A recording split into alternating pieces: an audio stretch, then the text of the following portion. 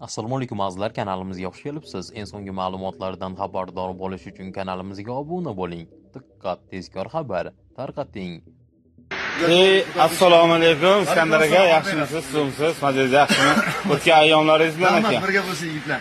Aka, bir narsani sizdan so'ramoqchi edim. Tushundingmi? G'alaba ishtimi? Sizdan bir narsa so'ramoqchi edim. Mana shu Telegram, Instagram, YouTube, TikTokda negativ yozadi-yu. Ha. Shularga siz qanday qaraysiz? Endi bir narsa borda, dunyoga kelib shakarni ta'mini ko'rdingmi, tuzni ta'mini ko'rmasdan o'tmaysan. Hayot shunday. Keyin shaxsan meni o'zimga ham yaqinda, mana kechaginda bir haligi mahalla kanalida bir nimada chiquvdi. Hamma nimalar yaxshi, ichida bittasi yozibdi. Shunaqa ham turqing sovuq bo'ladimi? Yoki shunaqa ham bir yoqimsiz bo'lasanmi deb yozibdi-da. Xursand bo'ldim. Payg'ambardek zotlarga gapirilgan bunaqa gaplarda endi. Albatta tosh teksa har qanday go'dagini ham, qariyani ham, o'qituvchini ham, taqvodorni ham, taqvo qilmaydiganni ham, gunohni ham, begunohga ham tosh teksa baribir og'ritadi-da. Lekin men oldin og'rinardim, hozir boshqa yo'lga o'tib olganman degan. Shunaqa zo'r yo'lga o'tib olganman. Xudo ko'ynimga solib, hech kim o'rgatgani yo'q. Xudo ko'ynimga solib shu narsani, Xudo o'rgatadi o'zi. Bu shunaqa naf beryapti.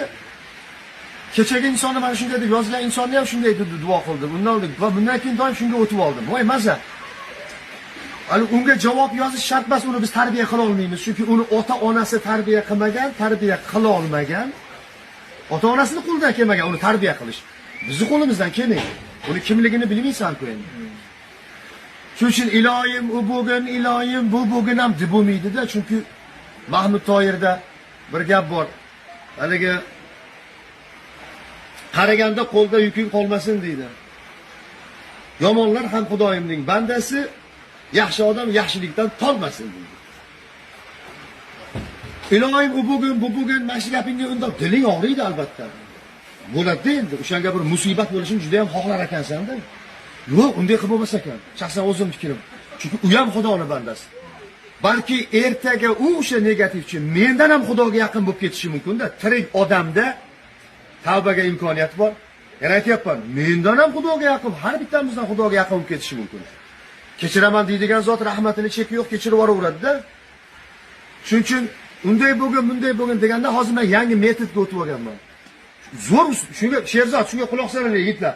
Va boshqalarga ham shu maslahatim. Shunday joy namozi solamanda 2 rakat nafl namoz o'qib, Parvardigoro shu meni mana shunday deb yozibdi. U yozayotganda sen ko'rib turuvding. U yozayotganda